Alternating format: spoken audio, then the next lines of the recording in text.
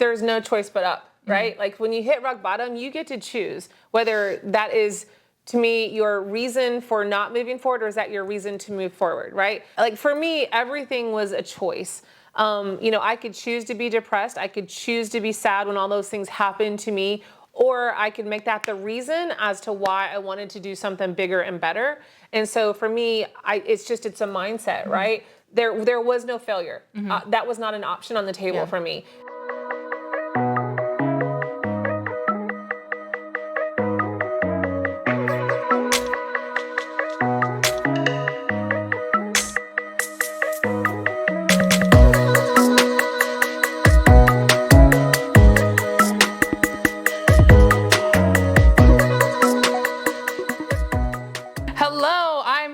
Awesome Deanna and I want to talk to you a little bit about your story, your journey, and how you've come to the Stay-at-Home Bookkeeper Academy. Oh, thank you. I'm so excited to be a partner here. I actually started my own in-home business about, it's been almost 30 years ago. I was very blessed to be able to create that revenue while working from home and raising my 3 children, and now I'm a Mimi of 5. And so I've been very lucky. I have 8 businesses now, and was able to come in and become a partner of the Stay-at-Home Bookkeeper Academy. And I think what I loved the most was that what resonated for me was that my goal has always been to allow women, men, moms, whoever it is, but be able to choose that generational wealth, that financial freedom.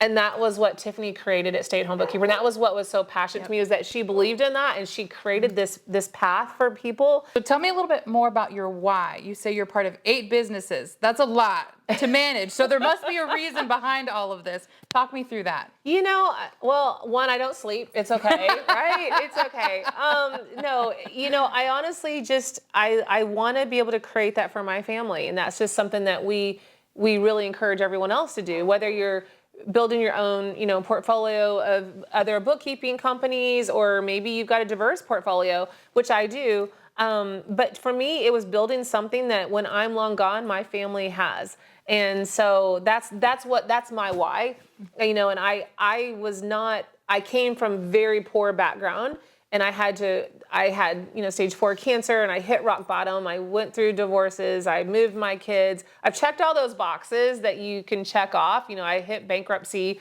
So been there, done that, right? So I will say, but I knew that I didn't want my family, my kids or grandkids, to ever have to go through that if they didn't have to. So to me, it was just important to create an opportunity where they could come into the family business and it gives them something. Yeah. And so that's what's important to me. So I'm hearing a lot of talk about resiliency. We haven't used the word, but that's what I'm hearing, is being resilient and making that change for you and your family. And a little bit about how you were able to take yourself from this situation and build this incredible life. Speaking to the perspective of some people who may be in this unknown area in their life and aren't sure how to get through it. Well, I think there's no choice but up, right? Like when you hit rock bottom, you get to choose whether that is, to me, your reason for not moving forward, or is that your reason to move forward, right? And so I always try to tell people, I'm like, for me, everything was a choice. I could choose to be depressed. I could choose to be sad when all those things happened to me, or I could make that the reason as to why I wanted to do something bigger and better. And so for me, it's a mindset, right? There was no failure. That was not an option on the table for me. And it started when I had the cancer and I was single and had 3 boys. I couldn't leave my boys. That was not an option, right? So you had to succeed. That was the only option that I saw. And so that just forced me you pull that out of you, and you move forward.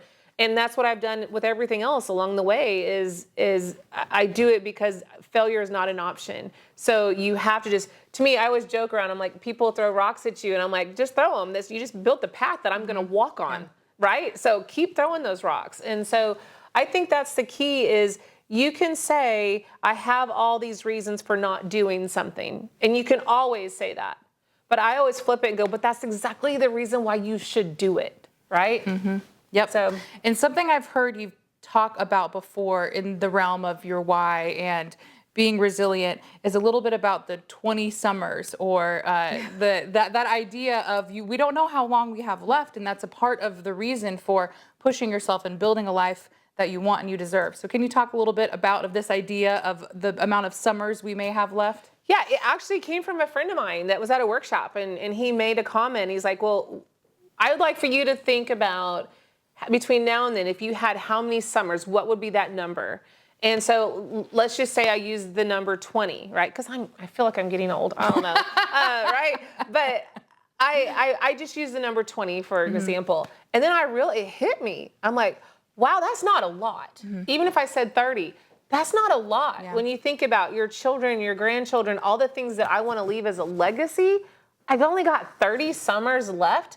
You really don't know how many summers you have left. And so that put things in perspective for me of I'm not going to put off to tomorrow what I can actually do today. Like that is the reason, is because I don't know how many summers I have left. So by gosh, I'm going to get it done. Because I mean, the time is going to pass. It is. Whether you take action or not. So, and that's really sobering to think about. Yeah. Only having 20 summers. I mean, you think the perspective of you have your kids from age 1 to 18. And then when they move out, the combination of days that you may see them may not be the amount whenever they were in your home, whenever growing up. So that's really interesting to think about and kind of scary. No, it is. And like even now, my kid, I always thought, I'm like, please let me just make it until they're 18. Like that was always my mindset. And then they got to 18. I'm like, please let me make it until they hit 30. Let me make it until, right? And then now I have 5 grandchildren. And so now if you think about that, if I have 20 summers left, actually I want 30, I want 40 of them. I want all the time with them. But even if I had 20 left, what am I going to do in that 20 that's going to leave a lasting impression on them and a legacy for them to be able to take and move on, right? Yeah. And when you think of it as 20 and then you have 19, and got to take action, you know? So you've talked about being a Mimi, you're being a mom, all of that. What do you enjoy doing with your family on your time off now? Well, not time off. We know you're with 8 businesses, so we work hard, but talk a little bit about what you enjoy doing with your family now that you've built this life for yourself and for your family. How do you enjoy that time with them? Well, we have a lake home, and we try to get up on the weekends and go spend time with our kids on the water. And it forces our children to come see us, which is great, right? And so, no, I think it's just, and then it's the moments. The nice thing about having your own business is you get to choose who you work for. You choose when you work. So if my granddaughter has a play at 3:00 in the afternoon, then I can take off and go, right? Because I can choose that. And so I think that's the best part about owning your own business. If I had a 9 to 5 and I worked for somebody, I couldn't do that. And I would be I'd be losing those milestones, that time with my family, which I don't now. And the thing is, too, with young kids, they don't realize whenever a parent may be working so hard and they can't leave because of work, they don't understand the concept of that. So it's really powerful to hear you talk about, if I have my own business and at 3:00, if I'm going to go, I don't have to answer to anybody. And you get to serve the needs of your grandchildren or your children have to see them and be there for them when it matters most. Well, and the other thing, and this sounds awful, but like I'm at that point now where I've got elderly parents, and do I need to be able to have that time to spend with them more so, right? So, and if by having my own businesses, I'm able to take that time and go have lunch with them, or if I need to take care of them, I could, right? And I think it doesn't matter what your life is, but being able to have that time to do whatever is important for you. I love it.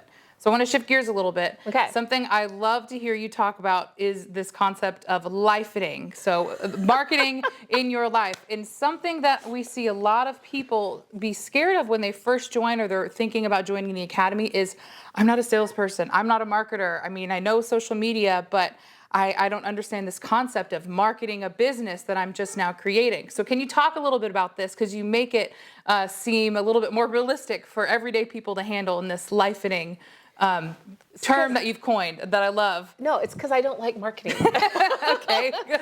Just flat out, I'm just going to tell you, I don't like marketing, and the word, it just makes me cringe sometimes, right?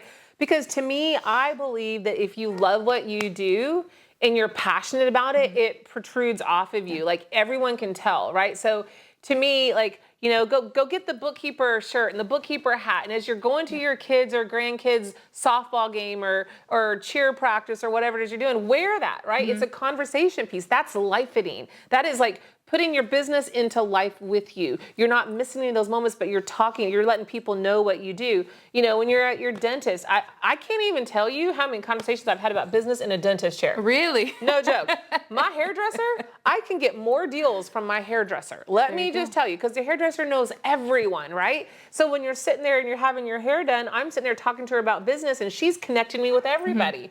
That's life fitting, right? So like I get more business from just talking about what I love and what I'm passionate about versus me trying to go out there and do an email or something like that and trying to do a full marketing campaign. Like when you don't love something and you're just talking about it and you're like, well, I own a bookkeeping business and here's my card. Do you want, like, would you do business with someone that way? Absolutely like, not. Come on. But if you're like, hi, I'm Deanna and I'm JLC Bookkeeping and I can't, if you know anyone, let me know. Like your energy has to shine through. People want to do business with people that they like. And to me, I get more business from just talking to people in life, at the barber chair. I got business from someone on an airplane because I'm just talking to people while I'm sitting there for 3 hours on an airplane, right? So to me, that's life-fitting. And when you think about every single day what you do, think about it for just a second of where you go in your car. You drive to the store, you drive to the post office, you drive to the dentist, you drive wherever.